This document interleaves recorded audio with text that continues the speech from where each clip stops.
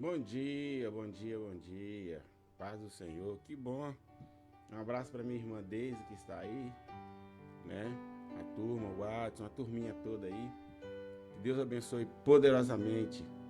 Se o som não estiver bom aí, a minha voz não estiver saindo direitinho, me dá um ok, me dá um alô, para que eu saiba o que está acontecendo.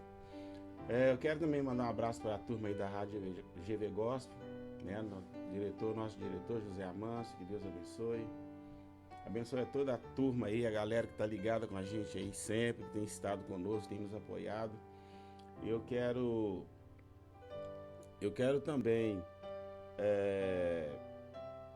externar minha alegria pela turma aí da igreja, né, que tem estado conosco, tem nos apoiado, tem nos dado essa força toda, né? Obrigado aí. Que Deus em Cristo abençoe. Na terça-feira tive um pouco de dificuldade para falar por causa da crise aí de alérgica, né? Valadares muito quente no momento, daí a pouco o tempo muda radicalmente e a gente fica então, né, à mercê do tempo, né? O tempo muito seco e acaba prejudicando um pouco, mas deu para falar. E alguns irmãos aí me ligaram, reclamaram da altura do som, que estava muito baixo, inclusive o pessoal do rádio aí. Mas me dá um alô aí já de início para que eu saiba o que está acontecendo, porque eu tenho ideia do que está acontecendo. Então hoje é quinta-feira, dia 10 de outubro, 10 de outubro, e eu espero que Deus possa fazer na sua vida, na minha vida, o que Ele tem feito e continua a fazer. Eu quero lembrar também a turma da igreja aí que hoje nós temos culto doutrinário, né? Louvor, o Ministério de Louvor estará dirigindo a Deus, nos conduzindo a Deus em louvor, na adoração. E depois teremos a ministração da palavra.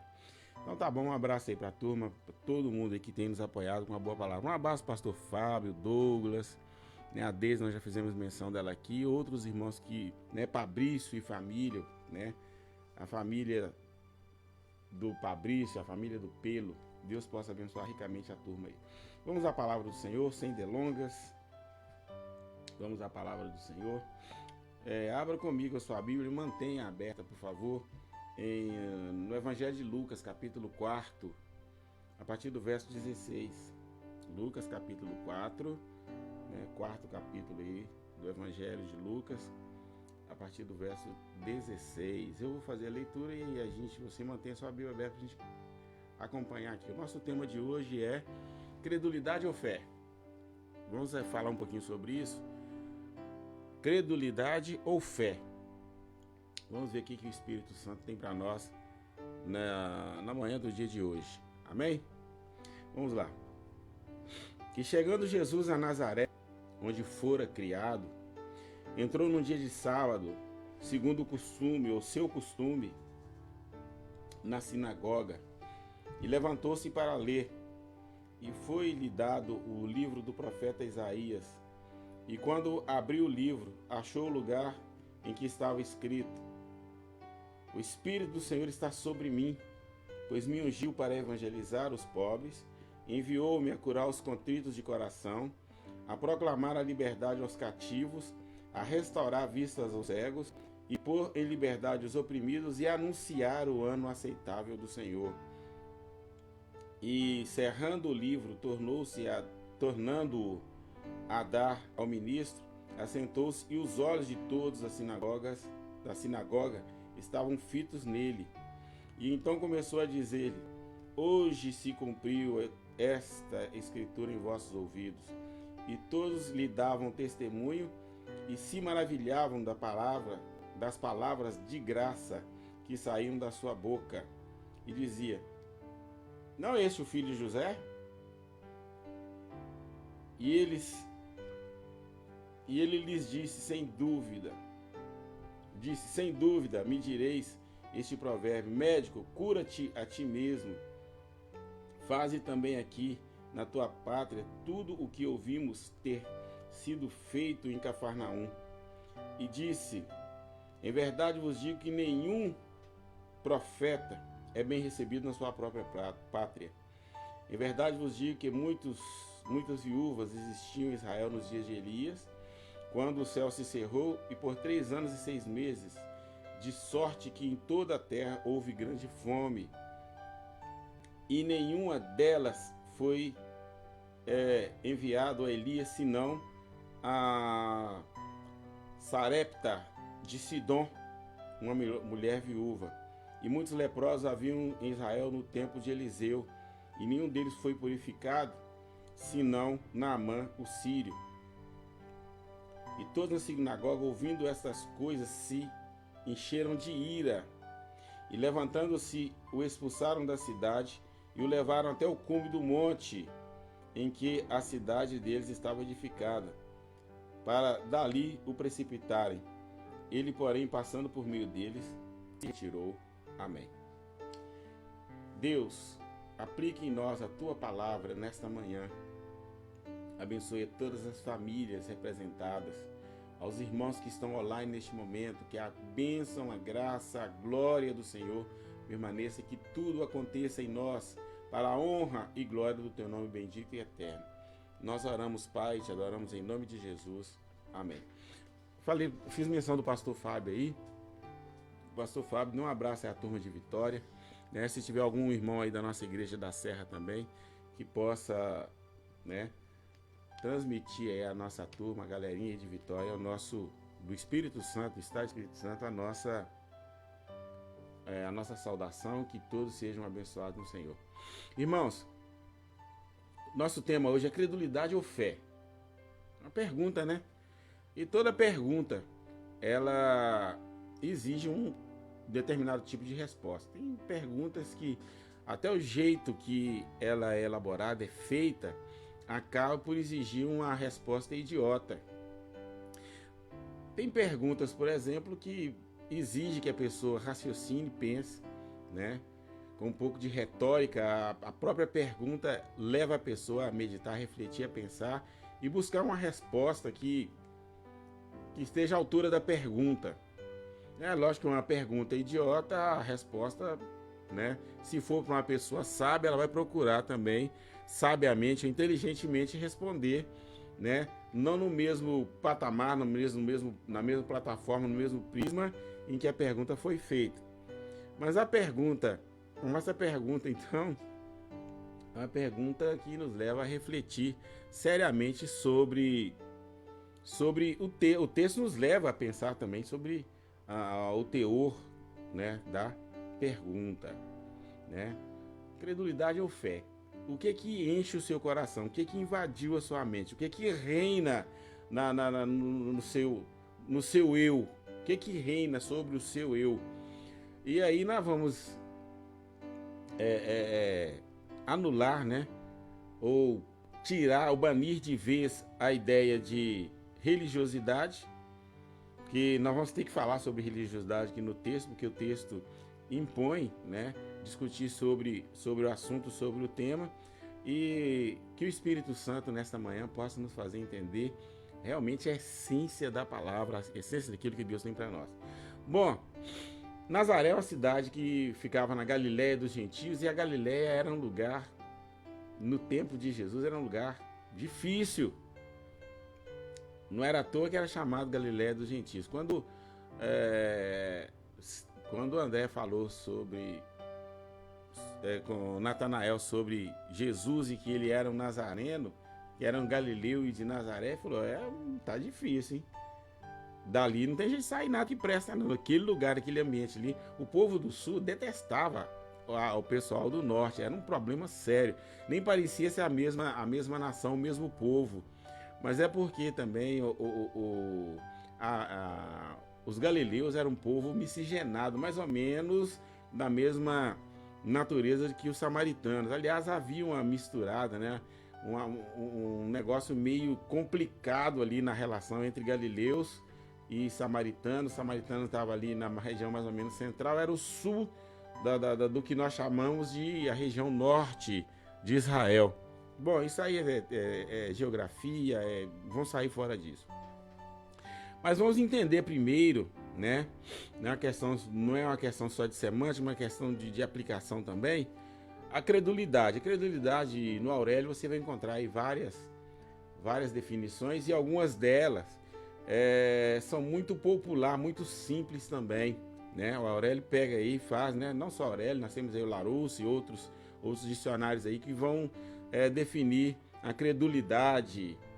Às vezes a gente usa até o termo muito comum na igreja, fulano é incrédulo, mas incredulidade, a gente acaba entendendo que incredulidade no sentido, né, evangelho, em relação ao evangelho, é uma coisa boa.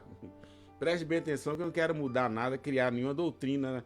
Eu não estou inventando nada. A roda foi inventada lá há centenas de séculos atrás, e a pólvora também foi descoberta. Então não estão inventando e recriando nada. Questão só de definição para a gente entrar no texto direto aqui. Então, alguns dicionários que eu pesquisei aqui dizem o seguinte: acreditar, credulidade é o ato de acreditar, né?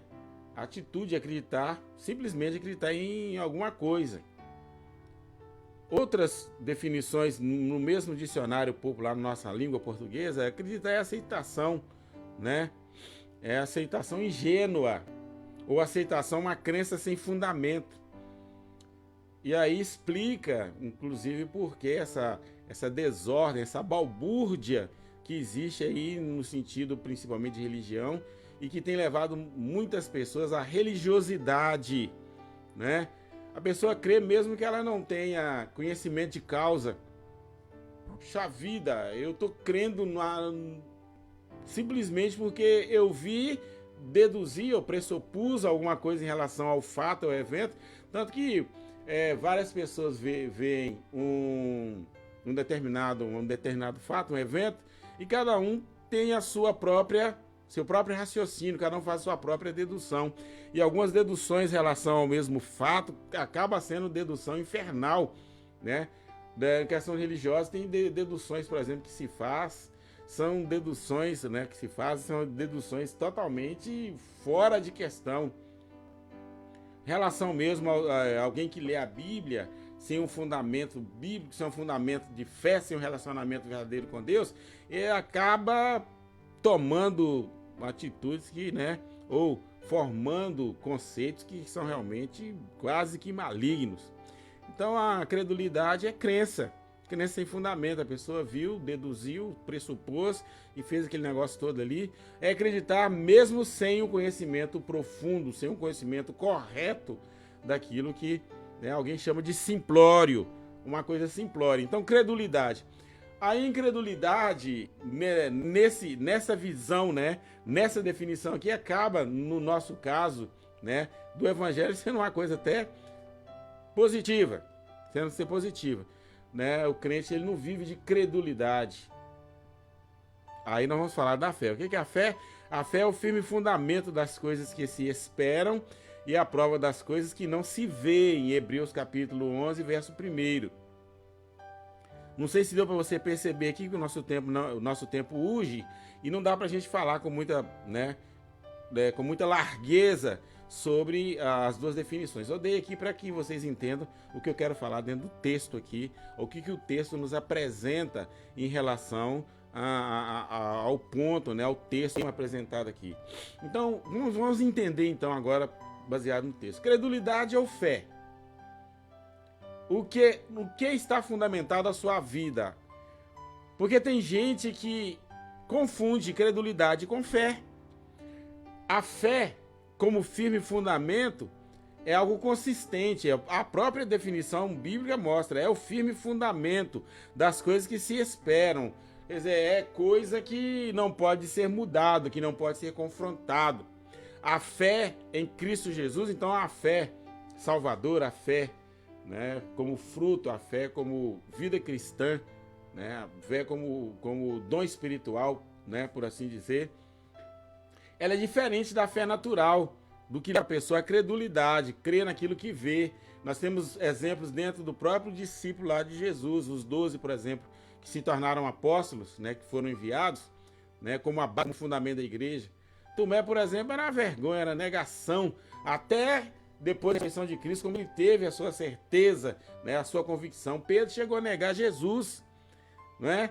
Ah, mas eles estavam salvos, mas eles fundamentaram a carreira deles naquilo que Jesus fazia, e não na relação, no relacionamento que eles tinham com o Senhor. E tem gente na igreja que está vivendo isso.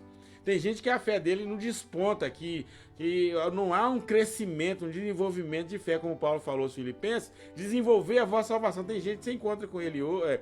Você encontrou com ele em 1910, no século passado, e nós estamos no século 21, no terceiro milênio já depois de Cristo, e tem gente que vive aquela fé inconsistente, a fé que não produz nada, aquela fé improdutiva, aquela fé inerte, aquela fé que não leva nem... Aí você encontra a pessoa, paz, Senhor, meu irmão, boa tarde ou bom dia no Senhor. Ah, como é que tá, irmão? Ah, porque o negócio não tá fácil, porque é a pandemia, né? É porque não sei mais o quê. Meu irmão, se a pessoa tá fundamentada, a crença dela tá fundamentada na credulidade. A gente fala que é na incredulidade, mas é credulidade. Credulidade como assim?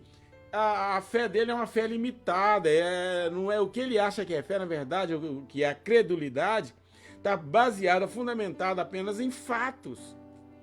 E muita gente saiu da igreja, as igrejas esvaziaram, né? Agora estão voltando, alguns estão voltando, exatamente pelo fato da credulidade. Neguinho estava na igreja, né? E pensando que estava tudo bem, que eu sou crente, que eu sou canela de fogo, que eu sou tocha, que eu sou não sei o quê, que eu tô cheio do Espírito Santo, mas aquele negócio todo. Veio a pandemia, tem gente que colocou máscara de tudo quanto é gente. Vamos usar um hipérbole aqui. Tem nem que só colocou máscara até nos, não só na boca e no nariz, nas fontes nasais, mas colocou máscara até nos olhos. Tem ninguém que se encapuzou realmente porque tá com medo. Porque a gente não posso cumprimentar, não posso tocar. É lógico que tem os cuidados. Eu sou favorável, a gente tem que respeitar realmente. Mas a gente está vendo que mesmo depois, né, da vacina aí, da proteção, muita gente continua, não vou na igreja porque não sei mais o que, tal, aquele negócio todo. Mas aí eu pergunto, e a fé, que é o firme fundamento? Eu cheguei a falar, né? A gente fala às vezes, né, baseado talvez na própria credulidade, não dá para entender. É como se a nossa forma de viver, o fundamento, que fundamenta a nossa vida, a nossa relação com Deus, está muito fraco, tá? É um investimento ínfimo, muito valor, né? Ou de um valor muito irrisório, por assim dizer, e que não produz nada novo na nossa vida, no nosso relacionamento com Deus. Então vamos falar aqui no texto, vamos direto no texto então, porque o nosso tempo urge. Jesus saiu de Cafarnaum, teve uma série de problemas. Jesus teve problemas sérios, tanto em Jerusalém como na Galileia, como no norte, tanto no sul como no norte. Então Jesus saiu de Jerusalém, do sul, veio para Galileia, passou uns dias em Cafarnaum. O texto aqui, né, nos dá essa ideia, nos traz essa ideia. Saiu de Cafarnaum, veio para Nazaré, para sua cidade, para sua terra natal. É como se eu tivesse saído daqui, algumas cidades aqui, evangelizado, e voltei para Valadares. Chegou em Valadares, então, é o que nós estamos lendo aqui. Chegou em Nazaré, onde foi criado no dia de sábado. Ele tinha o costume de todo sábado ir para... Porque Jesus cumpriu todos os ditos da lei. No sábado ele cumpria as regras da lei, né? Apesar dos judeus, né, dos judaizantes não entenderem isso, mas ele cumpriu a lei, né, como o último nazireu, como o último, né, o último profeta mesmo, né?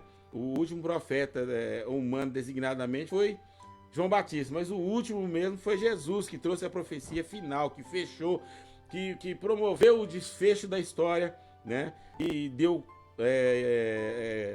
continuidade ao plano de salvação através da igreja. Está dando continuidade ao plano de salvação através da igreja. Então é o seguinte, chegou em Nazaré, no sábado entrou na sinagoga, pegou o livro e deu logo em Isaías 61, está aí no verso 18. O Espírito do Senhor está sobre mim, pois me ungiu para evangelizar os pobres, e enviou-me a curar os contritos de coração, a proclamar liberdade aos cativos, restaurar os cegos e pôr em liberdade os oprimidos, anunciar o ano aceitável do Senhor. E ele estava fazendo isso. Jesus estava cumprindo o seu ministério, curando, ressuscitando mortos, curando enfermos, e ele faz menção disso aqui logo a seguir. E aí quando ele se assenta e fala, olha, hoje se cumpriu essa profecia de Isaías. Está acontecendo tudo o que Isaías falou. O Espírito do Senhor está sobre a minha vida. Eu creio que Jesus fez um breve comentário aqui, que dá-nos a entender isso no versículo nos versículos 20 e 21, né? E no versículo 2 também, né? Dá-se a entender que ele fez um comentário sobre isso aí e levou o pessoal ao desespero, por assim dizer. Levou o pessoal à loucura. Peraí, esse camarada aí não é o José, não é o filho de José, o carpinteiro aqui, né? Talvez houve até aquele bate-papo, aqueles rumores ali no meio da multidão, na sinagoga. Esse camarada aí fez uma cadeira pro meu pai. Esse camarada fez uma cama lá pra casa, fez uma mesa. Esse camarada, né? Porque tudo indica, a história não elucidou, mas tudo indica que José tenha morrido logo após o nascimento dos outros filhos dele, né? Que são, na ordem, Tiago, José, Judas e Simão, ou Simão e Judas na ordem. Está em Mateus 13, 55 e 56, mas as irmãs de Jesus, e eles falaram, puxa vida, esse camarada aí, onde que ele tirou isso? Esse camarada não fez faculdade. Esse camarada tem 30 anos só de idade, ou pouco mais que isso, não é fariseu, não é doutor da lei. O que está acontecendo aqui? De onde que ele tirou isso? E agora ele vem falar que o Espírito de Deus está nele, que está se cumprindo, que ele é profeta? Espera um pouquinho, de onde que ele tirou isso? Talvez os irmãos de Jesus até tivessem ali, talvez Tiago e José, que eram os mais velhos, né? Talvez os quatro tivessem ali, as irmãs, Maria talvez estivesse com ele também, né? Não sei se a família estava ali, mas, né, a família terrena estivesse ali, e ele então, pessoal, a vida. Meu irmão, preste bem atenção, lição número 1. Tem pessoas que conheceu você quando você estava perdido, talvez nas drogas, no vício, na prostituição, que olha pra você e fala assim, mas esse camarada eu conheço, esse camarada aí, aquele trambicola, aquele camarada desonesto eu conhecia, aquela mulher da vida, aquela mulher. E na igreja às vezes acontece isso. Já notou que às vezes chega uma pessoa que se confessa a Jesus como Salvador, às vezes uma prostituta que viveu na prostituição, não prostituta mais, porque se converteu, as coisas velhas se passaram e tudo se fez novo. Chegou uma mulher, por exemplo, que teve vida torta, viveu na prostituição, no adultério. Agora chegou na igreja uma pessoa que veio de uma vida lá também de adultério, de prostituição, veio para a igreja. A própria igreja às vezes costuma olhar para o camarada, epa, cuidado. A irmãzinha ciumenta, que não foi liberta ainda do poder do Espírito Santo, tem ciúme do marido, né? Às vezes não é um camarada muito bonito, não, mas tem ciúme dele. Aí chegou, fulano já foi prostituta, eu vou vigiar ela para ela não ficar perto do meu marido. Quer dizer, isso não é coisa que se acontece, porque foi exatamente o que aconteceu aqui. Peraí, esse camarada, o passado dele, ele era filho de José, o carpinteiro que morreu, ou os irmãos dele, Tiago, José, Simão e Judas, estão aí no meio de nós, estão aí, nós conhecemos, né? Nós já compramos cadeira, inclusive, da mão do próprio Jesus, que também foi carpinteiro, né? O pai morreu, deixou ele para acabar de educar os filhos, né? Isso aí não tem um respaldo histórico profundo, mas tudo indica que foi isso que aconteceu. E nós já compramos até mesa da mão dos camaradas. Camarada é carpinteiro, agora como é que ele fala que ele é profeta? Fulano e fulano veio da vida assim, da prostituição, das drogas, dos vícios, e não sei mais da onde, e era trambicola, desonesto, comprava, não pagava, não sei mais o que. Como é que agora ele fala que o homem, o ser humano não perdoa, não sabe o que é perdoar. Não sabe que perdoar é reconciliar. E no caso aqui, muitas vezes nós, assim como os nazarenos, perderam a oportunidade de ter um contato profundo com Deus, de ter uma comunhão profunda com Jesus. Eles olharam nacionalidade, olharam a família dele, olharam a profissão dele, olharam o nível cultural dele e, por isso, não conseguiram enxergar. O problema da credulidade é isso aqui. Às vezes nós criamos conceitos baseados naquilo que nós vemos a respeito de pessoas. Nós, pastores, às vezes erramos muito. Às vezes nós investimos em pessoas erradas na igreja. Eu já tomei muito prejuízo na igreja como ministro assim. Mas fulano é assim, fulano é saído, fulano fala muito, fulano... Às vezes eu tô quietinho no canto lá, aquela pessoa simples, humilde, né, a indumentária dele não é muito agradável, não é muito chegado, fica... Mas fulano é assim, fulano chegou, fulano é sobressaído, fulano... Às vezes até por arrogância e prepotência, o camarada acaba tentando sobressair por um orgulho próprio que não funciona. E às vezes, pelo fato de olharmos apenas humanamente, nós perdemos pessoas de grandes valores na igreja. Foi o que aconteceu com o pessoal de Nazaré. foram, em vez de avaliar o que Jesus estava falando, o que ele estava transmitindo, o calor, a unção do Espírito Santo, a autoridade, a ousadia, né? O rompante com que Jesus estava falando, eles foram analisar, avaliar a vida pessoal do irmão. A vida pessoal de Jesus era perfeita, mas a minha vida pessoal é imperfeita. E a credulidade, ele tem esse pejorativo, tem essa atitude pejorativa. Ah, eu conheço Ailson, camarada todo atrapalhado, todo pecador, camarada vivia mal, camarada era todo bagunçado, camarada era da farra, camarada era... Agora ele fala que ele é pastor. Meu irmão, não é isso, não é assim que funciona. Não, não é a pessoa, é o que Deus está fazendo na pessoa. É lógico que o testemunho ele fala mais alto que a voz, mas às vezes o testemunho da pessoa mudou, a pessoa está sendo transformada. Deus está trabalhando na vida da pessoa, mas eu insisto com o passado dela. Aí deixaram de conhecer a Jesus, ao contrário do que a fé inspira, do que a fé retrata, do que a fé passa, do que a fé transmite. A fé é o firme fundamento das coisas que se espera. Ou seja, daquilo que eu não estou vendo. Eu estou, né? Eu fui informado, mas não apenas informar no sentido, olha, é isso e isso, daquilo que aconteceu. Informar no sentido de formação mesmo, no sentido, olha, a realidade é esta, a verdade é esta. A fé é algo que vem de Deus, a origem da fé é do coração do próprio Deus, é a essência do próprio Deus. A fé é um elemento que é gerado pelo poder da palavra em nós. A fé é ouvir e ouvir a palavra.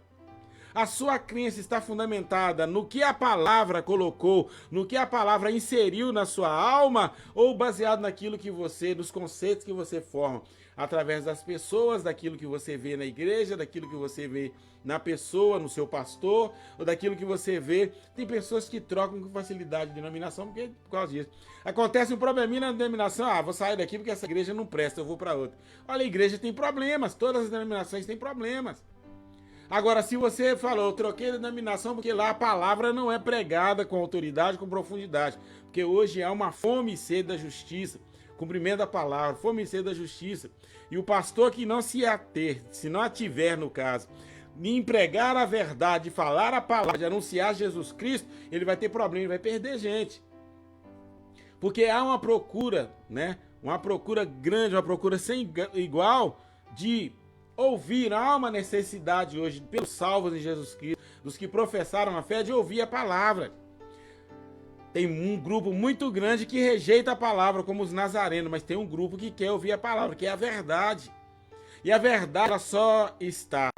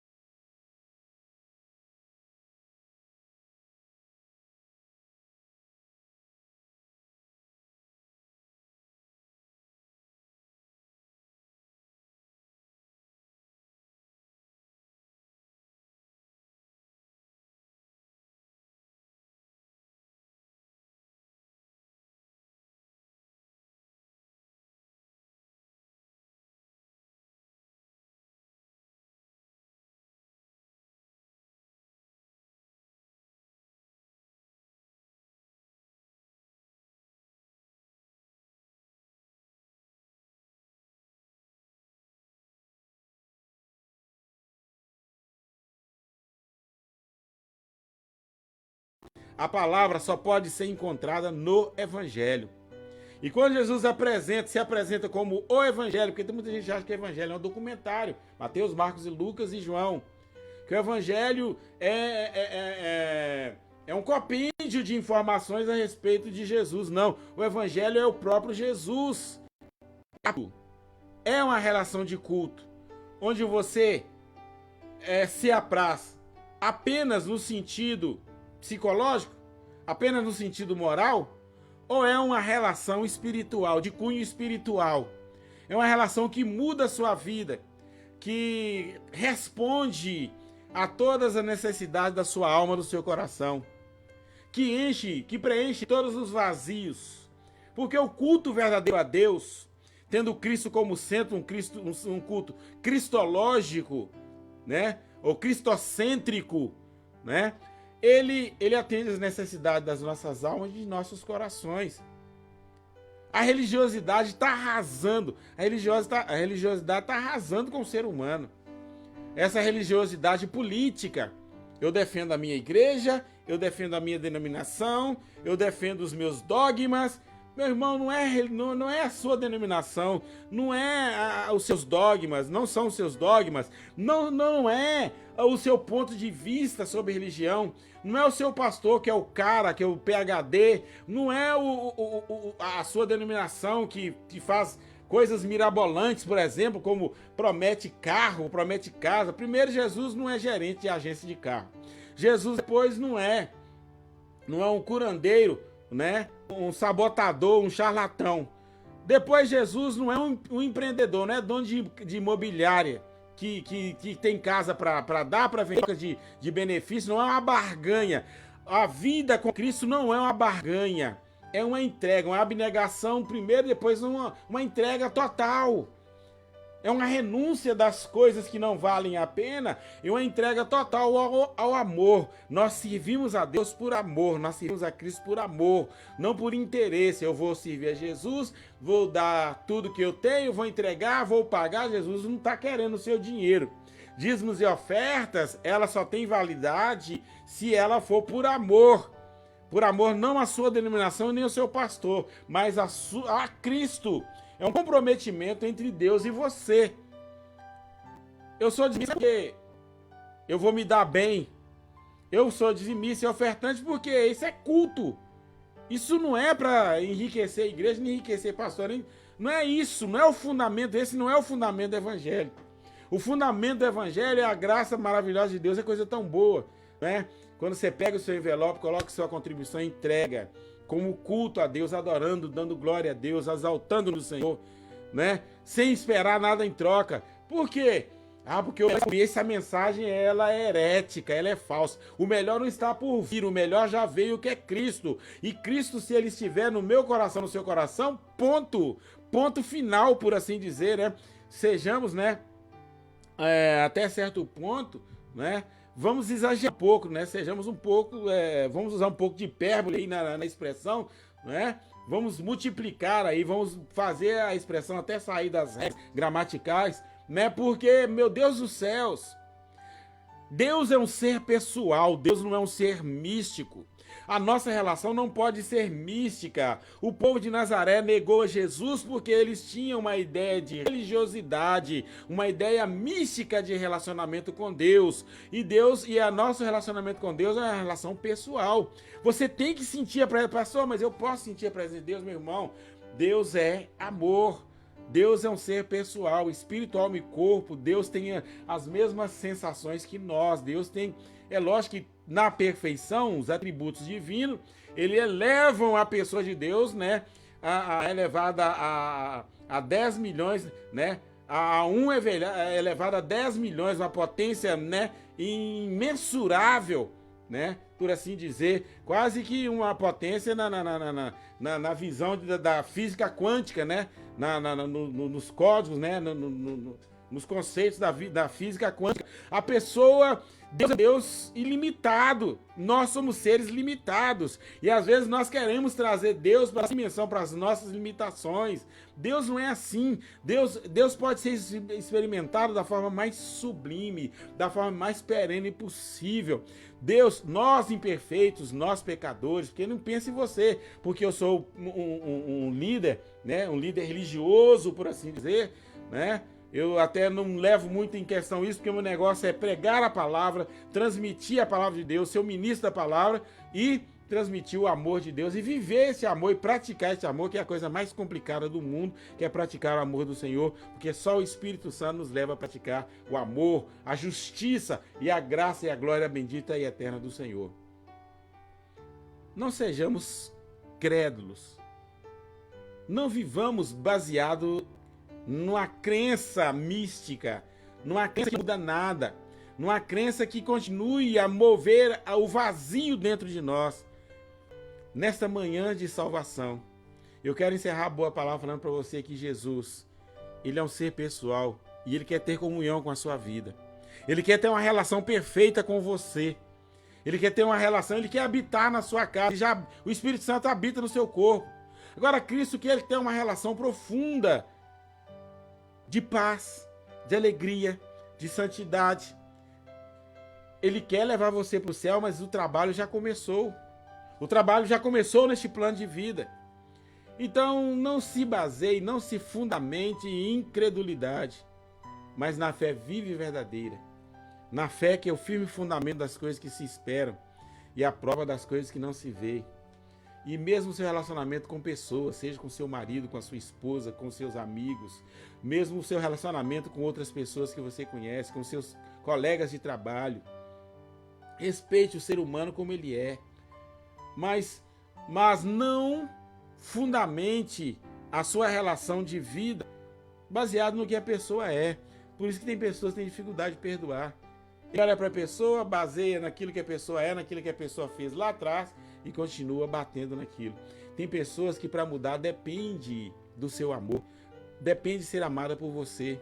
Talvez a sua esposa é uma boa esposa porque ela não sente, não há nenhuma transmissão de amor da sua parte para com ela.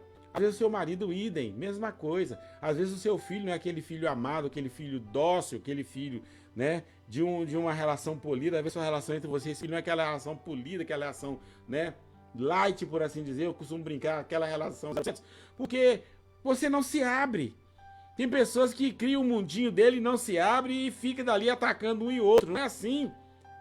Ah, porque fulano não vale nada, meu irmão. Não diga isso. Tem alguma coisa de boa em você, tem alguma coisa de boa no outro, que o próprio evangelho produz, que o próprio evangelho promoveu.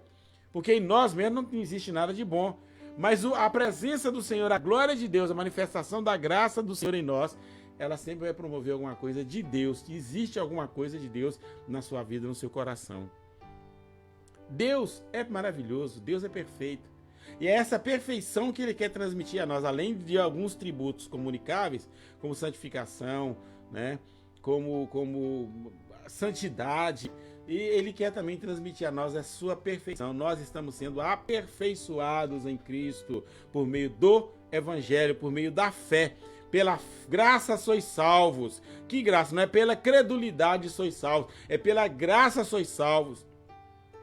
Ao contrário do que nós apresentamos aqui, quando eu vivo na credulidade, naquilo que eu vejo como Tomé, só acredito naquilo que eu vejo, eu me torno em relação a Cristo um incrédulo. Interessante isso aqui, eu achei muito interessante quando eu estudei esse ponto aqui.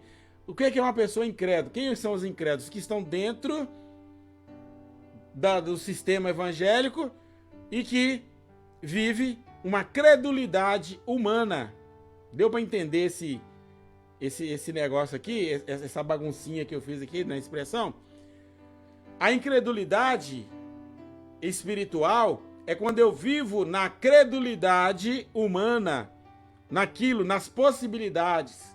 Quando eu creio naquilo que pode ser provado em tubos de ensaios. Quando eu creio apenas naquilo, eu acredito apenas naquilo que eu posso, através de um conceito matemático ou de uma conta matemática, provar. Eu só creio naquilo que eu posso provar, né? Dentro daquilo que Newton falou, de que outros filósofos falaram. Isso é credulidade humana. Agora, o que vem, o produto da fé, é algo sobrenatural. Ele acontece primeiro no mundo de Deus, no sobrenatural de Deus, e então depois ele se manifesta no mundo, no nosso mundo natural. O que rege a sua vida? A credulidade humana ou a fé verdadeira? A fé oriunda, a fé produzida pelo poder do Evangelho na minha vida e na sua vida. Pense nisso.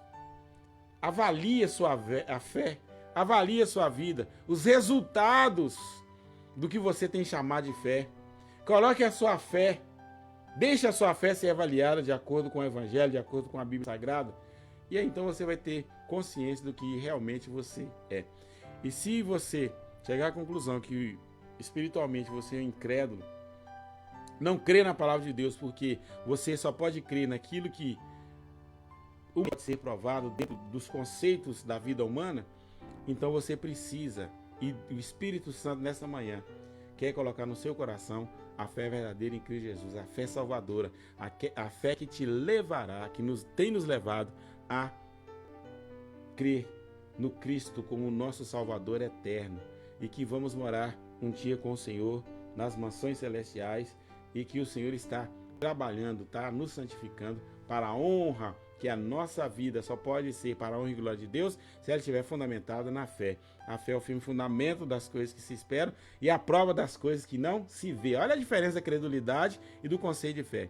A credulidade é baseada naquilo que a pessoa ouviu, num fato que o outro viu e contou para ela, ou baseado no fato que ela viu, que ela preconcebeu uma ideia, formulou uma ideia e ponto.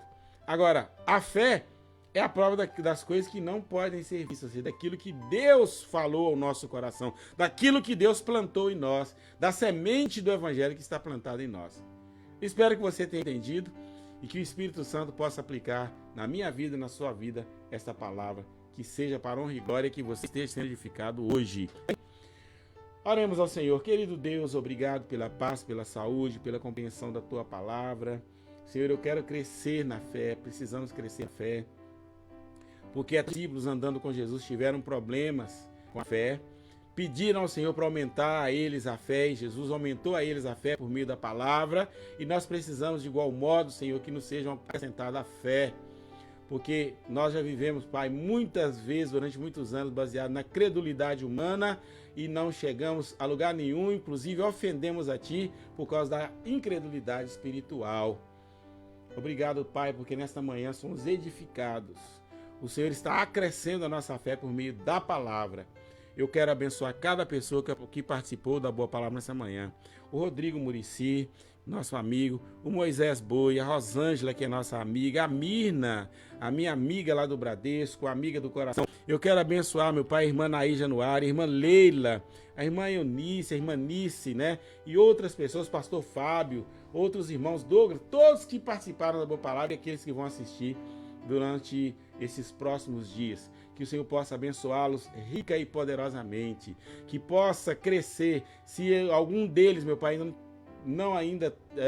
se algum deles não teve uma fé verdadeira, Senhor, não ainda teve a oportunidade de ter um encontro real e pessoal com o Senhor, que possa tê-lo a partir desta manhã. Chega, meu Pai, de mesmice, chega de mesmice espiritual, de mesmice religiosa, chega de misticismo, chega, meu Pai, de coisas que não edificam, de coisas que não nos aproximam do Senhor, chega daquilo que não vale a pena.